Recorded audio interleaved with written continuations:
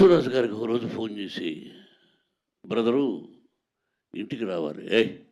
ఇంటికి ఎందుకు చెప్పు, రా సరదాగా విస్కీ తాగుదామా అన్నాడు.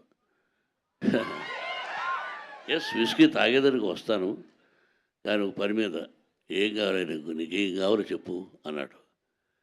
ఇలా కన్నప్ప మీరు తీశారు అంటే ఎవరైనా రైట్స్ కన్నప్ప హిస్టరీ చరిత్ర ఎవరైనా తీయచ్చు, కానీ మీరు ఆ సినిమాను నేను విష్ణుతో తీయాలనుకుంటున్నాను, మీరు పర్మిషన్ ఇస్తే.